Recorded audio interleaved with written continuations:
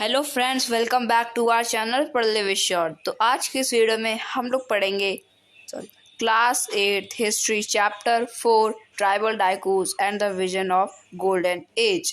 तो आप सभी को याद होगा, इसके पहले वाले वीडियो में हम लोगों ने सम वर हंटर्स एंड गैदरर्स के पहले वाले सारे टॉपिक कंप्लीट कर लिए थे।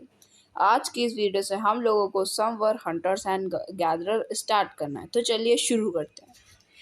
In many regions, tribal groups live by hunting animals and gathering forest produce. They saw forests as essential for survival. The Khons were such a community living in the forest of Orissa.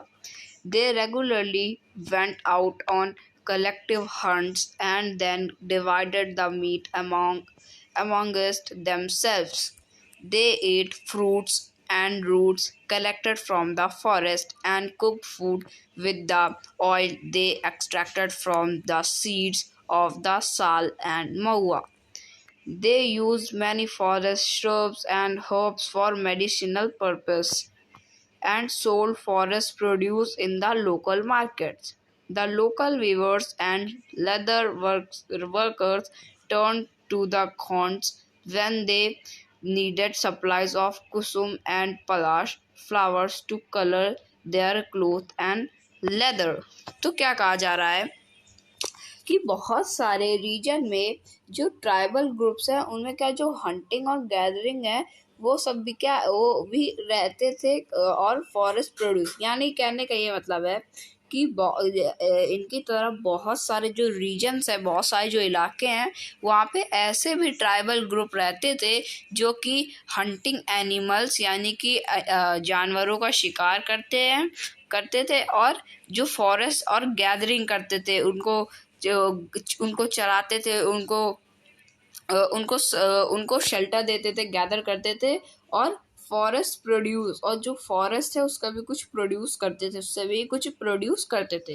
They saw as essential for surviving, और ये सब और जो उन्होंने क्या they saw forest as essential for surviving, उन्होंने जंगलों को ऐसी तरह से देखा कि जो जंगल है उन्हीं की वजह से वो क्या सरवाइव कर सकेंगे। जो फॉरेस्ट है उन्हीं को क्या उनको एक एसेंशियल की तरह माना सर्वाइवल के लिए। The Khonds were such a community living in the forest of Orissa, और ये जो खोन ट्राइब थी ये एक ऐसी कम्युनिटी थी जो कि उड़ीसा के जंगलों में रहती थी। They regularly went out and collective hunts and they then divided the meat amongst themselves, और फिर ये जो खोन्स टाइप के जितने भी लोग थे ये सब साथ में ये जो शिकार है उसमें जाते थे खाना कलेक्ट करने को, और जब खाना कलेक्ट करके आते थे तो जितना भी उनको मीट मिलता था वो सब डिवाइड करते थे अपने में। They ate fruits and roots collected from the forest and cooked food with the oil they extracted from the seeds of the sal and maua। और वो जो ये फ्रूट्स हो गए और जो रूट हो गई उनको क्या खाते थे, और ये जो रूट जो कलेक्ट करके आते थे फॉरेस्ट से उनको खाने के लिए, जो कि महुआ और साल के सीड से जो ऑयल बनता है उससे क्या ये लोग उसमें खाना बनाते थे और खाते थे।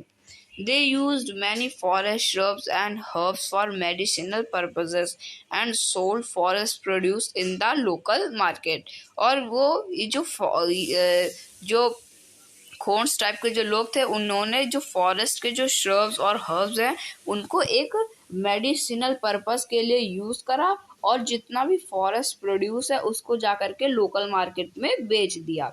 The local weavers and leathers worker turn to the khons when they needed supplies of kusum and palash flowers to color their clothes and leather। तो जो लोकल वीवर्स है जो लोकल मार्केट में जब बेचते थे, तो जिनको बेचते थे लोकल वीवर्स को, तो वो क्या करते थे कि जो खोन्स है जो खोन्स ने उन्हें दिया कुसुम का जो सप्लाई दी है, कुसुम और पलाश के फ्लावर का, पलाश के फूलों का, तो उसको ये लोग क्या क्लोथ और लेदर में कलर करने के लिए इस्तेमाल करते थे। From where did these forest people get their supplies of rice and other grain? At time they exchange goods goods, getting what they need in return for their valuable forest produce.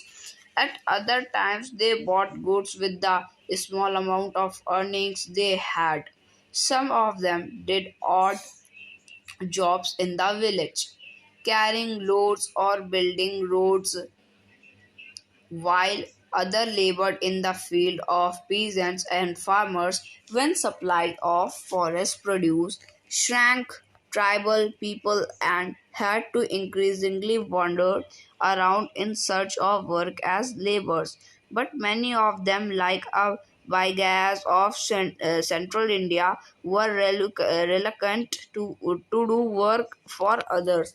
The Baigas saw themselves as people of the forest who could only live in the produce of the forest. It was below the dignity of a Baiga to become a labour. तो क्या होता है कि जहाँ से जो forest है उनकी सप्लाई आती थी, और जो ग्रेन यानी कि from where did these forest people get supplies of rice and other grain, यानी कि ये जो लोग हैं ये सब लोग फॉरेस्ट में रहते हैं, ठीक है, तो इनको ये खाने पीने की ये सारा इंतज़ाम कैसे होता होगा। जैसे कि ये फॉरेस्ट में रहता है तो इनको चावल राइस कैसे मिलता होगा, और गेहूं हो गया, ये सब कैसे मिलता होगा, ये भी तो खाते होंगे, ये सब तो कैसे मिलता होगा। At times they exchange goods, getting what they need in return for their valuable forest produce. तो ये क्या करते थे, ये एक्सचेंज कर देते थे फूड के, मतलब फूड को, यानी कि ये एक फूड के बदले दूसरे फूड दे देते थे, यानी कि इनकी बार्टर सिस्टम चलता था, एक टाइप से क्या बार्टर सिस्टम, एक चीज़ दी एक चीज़ ले ली, मतलब कि जैसे उनको लेना हुआ राइस तो उन्होंने अपना कोई वैल्यूएबल जो उन्होंने फॉरेस्ट प्रोड्यूस करा होगा, फॉरेस्ट में जो प्रोड्यूस करा होगा बहुत वैल्यूएबल चीज़, तो वो उसके बदले दे देंगे उसे, और जो ग्रेन हो गया या राइस हो गया वो ले लेंगे। Eight other times they bought goods with the small amount of funding they had. फिर कभी कभी क्या होता था कि वो उसे लेते नहीं थे, ऐसे एक चीज़ के बदले दूसरी चीज़ नहीं लेते थे, वो खरीद लेते थे, जो भी वो उनकी थोड़ी बहुत अर्निंग हो जाती थी काम करके। Some of them did odd jobs in the village, carrying loads or building roads, while other labored in the field of peasants and farmers. और कुछ देखो, तो जो खोंड्स टाइप के लोग थे उनका मेन काम क्या था, वो मेन मतलब कि उनकी मेन जॉब क्या थी, उनका मेन जॉब यही थी कि वो जंगल में रहेंगे, और जंगल में रहने के बाद जो फॉरेस्ट है उसका कुछ प्रोड्यूस करते रहेंगे, फॉरेस्ट प्रोड्यूस से ही अपना काम कर चलाएंगे, और फॉरेस्ट प्रोड्यूस को लोकल मार्केट में बेच देंगे। तो ये काम उनका क्या फॉरेस्ट से रिलेटेड। लेकिन इन्हीं के कुछ लोगों ने, मतलब कि खोंड्स ट्राइब के लोगों ने अलग अलग जॉब्स भी करी, जैसे कि गांव में चले गए, गांव में जो लोड्स होता है वो भार को लोड कैरिंग कर रहे हैं, या रोड बन रही है तो रोड को बना रहे हैं, और कुछ लेबर बन गए फील्ड में, जो पीजेंट्स और फार्मर यानी जो किसान लोग हैं उनकी फील्ड में लेबर बन गए कि इनको वहाँ पे कुछ काम मिल जाएगा। When supplies of forest produce shrank, tribal people had to increasingly wandered around in search of work as laborers. तो जैसे ही जो सप्लाई होती फॉरेस्ट प्रोड्यूस की वो कम होने लगी, तो जो ट्राइबल पीपल थे वो वो इंक्रीजिंगली वैंडर होने लगे कि उनके आसपास कोई वर्क तो नहीं है लेबर का, एकदम सर्च करने लगे कि वर्क मिल जाए लेबर का। लेकिन बहुत सारे जो थे उनको but many of them, like the Baigas of central India, were reluctant to do work for others. जो और भी कम्युनिटी के लोग थे जैसे बैगाज हो गए, तो ये बैगाज सेंट्रल इंडिया में रहते थे, तो ये बैगाज बंजारा गोंड्स, यानी ये बैगाज क्या एक ट्राइबल ही है। तो जैसे ट्राइबल हो गया, गोंड्स हो गई, बंजारा हो गए, वैसे क्या एक बैगाज भी होती है। तो जो बैगाज के लोग हैं ये सेंट्रल इंडिया में रहते हैं। तो ये जो बैगाज के लोग हैं इनको ये इनकी शान के खिलाफ था, मतलब कि ये कहते थे हम ऐसा काम थोड़ी ना करेंगे दूसरे की फील्ड में जाकर, हम दूसरों के लिए काम नहीं करेंगे। और ये जो बैगाज थे वो अपने आप को एक ऐसा आदमी मानते थे, ऐसे लोग मानते थे कि ये फॉरेस्ट से जुड़े लोग हैं, और ये सिर्फ फॉरेस्ट से ही, जो प्रोड्यूस ऑफ फॉरेस्ट, यानी कि जो बैगास है वो अपने आप को एक जंगल से जुड़े आदमी मानते थे, और ये कहते थे कि हमें उसी में सरवाइव करना जो हम फॉरेस्ट से प्रोड्यूस करेंगे। ठीक है, ये तो बात हो गई। फिर क्या कहते हैं, it was below the dignity of Baigas to become a labourer. तो जो बैगास लोग हैं वो कहते हैं यार हमारी भी कोई डिग्निटी है, कोई इज्जत है यार, इज्जत ये तो, और इज्जत हो करके, इतनी डिग्निटी हो करके क्या लेबरर का काम थोड़ी ना करेंगे। बैगास ने कहा नहीं, लेबरर थोड़ी ना करेंगे, ये हमारी डिग्निटी, हमारी शान के खिलाफ है। तो इन्होंने नहीं करा। फिर बाकी जो थे थोड़े दिमागदार कह रहे थे कि फॉरेस्ट प्रोड्यूस से कुछ हो नहीं पा रहा, करना तो पड़ेगा, वो लोगों ने कर लिया। लेकिन बैगास अपने में नहीं भाई, क्यों करे यार, डिग्निटी शान के खिलाफ है, मत करो। Tribal groups often needed to buy and sell in order to be able to get the goods that were not produced with the locality. This led to their dependence on traders and moneylenders. Traders came around with things for sale and sold the goods at high prices. Moneylenders gave loans with which the tribals met their cash needs, adding to what they earned. But the interest charged on the loans was usually very high. So, for the tribal market and commerce often meant debt and poverty. They therefore came to see the moneylender and trader as evil outsider, and the often meant debt and poverty. They therefore came to see the moneylender and trader as evil outsider and the cause of their mystery. तो क्या कहते हैं कि जो tribal groups हैं उनको क्या bye और सेल की भी क्या ज़रूरत थी, ताकि ये सब क्या जितना भी सामान है ये सब उनको मिल सके, और जो गुड है जो ये प्रोड्यूस नहीं कर पा रहे कहाँ अपनी लोकेलिटी में। मतलब कि जो tribal groups often needed to buy and sell in order to be able to get the goods that were not produced with the locality। अब देखो जो ट्राइबल लोग हैं वो लोग अपने जंगल में जो उगा लेते हैं वो तो ठीक है, लेकिन जो नहीं उगा पाते तो उनके लिए वो भी तो चाहिए। जैसे वो चावल नहीं उगा पाते तो चावल भी तो ज़रूरी है, वरना खाएंगे क्या। समझ लीजिए ग्रेन नहीं उगा नहीं पाते, तो अब ग्रेन नहीं उगा पाएंगे तो वो भी तो ज़रूरी है। तो उसके लिए क्या बाई और सेल का इस्तेमाल करते थे, यानी खरीद लेना या बेच देना। तो ऐसे क्या वो खरीद लेते थे, बाय एंड सेल का ऑर्डर लाए किसके लिए, जो फूड उनकी लोकेलिटी में प्रोड्यूस नहीं होता उसके लिए बाय और सेल का भी ऑर्डर ये लोग लेकर आए। This led to their dependence on trader and money lenders. तो इससे क्या होता है कि जैसे वो बाय एंड सेल का लाए ऑर्डर, तो इससे क्या होता है कि जो उनकी डिपेंडेंस थी वो किसके ऊपर चली गई थी, ट्रेडर्स और मनी लैंडर और ट्रेडर्स के ऊपर इन ट्राइबल्स की डिपेंडेंसी जो है वो आ गई थी। Traders came around with things for sale and sold the goods at high prices. तो फिर जो ट्रेडर्स थे वो उनके पास आए, उनको जो भी चीज़ सेल की लायक थी वो दी, और जो कुछ भी जो भी उनको सोल्ड करा, जो भी बेचा वो जितना भी सामान उन्हें बेचा वो काफ़ी हाई प्राइस में बेचा।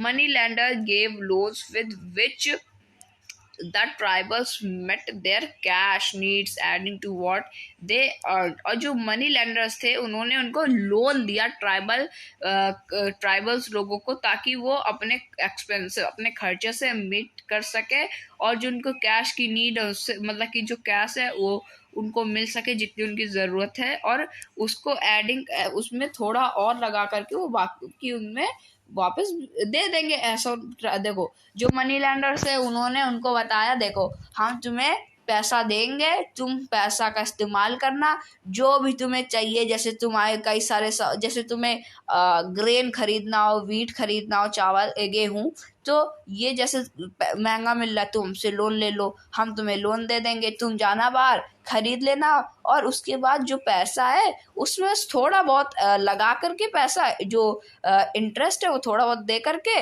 वो सारा पैसा तुम हमें बाद में वापस कर देना जब तुम्हारे पास हो। तो ऐसे मनी लेंडर्स ने उनको क्या सिखाया, तो जो ट्राइबल्स लोग थे वो उनसे क्या पैसा लेने लगे। But the interest charge on the loan was usually very high, so for the tribals market and commerce often meant debt and poverty। तो इससे क्या होता है कि मतलब कि जो ट्राइबल्स थे वो तो मनी लेंडर्स की बात मान गया कि पैसा थोड़ा सा ऐड करके वापस दे देंगे, लेकिन फिर क्या होता है कि जो वो इंटरेस्ट होता है, जो पैसों में जो इंटरेस्ट होता है, ब्याज होता है, वो काफ़ी ज़्यादा हाई था, यानी बहुत ज़्यादा था। इसकी वजह से क्या होता है कि जो ट्राइबल्स मार्केट है वो सब कहाँ, वो मनी लैंडर्स की कर्जे में पूरे डूब गए, वो सब के सब पूरे कर्जे में डूब गए। और इसलिए क्या होता है कि जो ट्राइबल्स लोग हैं वो बाहर के ट्रेडर्स और मनी लैंडर्स को क्या, एक ऐसा एविल आउटसाइडर मतलब कि बाहर का लोग, बाहर के जो हमारे यहाँ की नहीं है, जैसे ट्राइबल्स लोग जंगल में रहते हैं तो उनके लिए आउटसाइडर सिटी के लोग हो गए, जो जंगल में नहीं रहते उनके जंगल के बात वो क्या है आउटसाइडर। एविल मतलब काफ़ी खतरनाक गंदे, तो ये खतरनाक और गंदे जो है ये बेकार एविल आउटसाइडर ये कौन थे, मनी लैंडर एंड ट्रेडर। किसके लिए ये थे, ट्राइबल्स कम्युनिटी के लिए। अब एविल तो हो गया, अब आउटसाइडर का हम लोगों ने पिछले वीडियो में मतलब समझा था कि डाइकूस, तो डाइकूस को इस्तेमाल करते थे किसके लिए, आउटसाइडर के लिए, और यहाँ पे वो रखा डाइकूस का मतलब ब्रिटिशर्स, इसलिए यहाँ पे एविल आउटसाइडर लिखा, नहीं तो हम लोग एविल डाइकूस भी लिख सकते थे। तो फ्रेंड्स ये जो हमारा टॉपिक है ये तो कंप्लीट हो चुका है। अब जो हमारा नेक्स्ट टॉपिक है सम हर्डेड एनिमल, ये हम लोग करेंगे नेक्स्ट वीडियो में। आज की इस वीडियो में इतना ही, मिलेंगे नेक्स्ट वीडियो में नेक्स्ट टॉपिक के साथ, तब तक के लिए थैंक यू वेरी मच।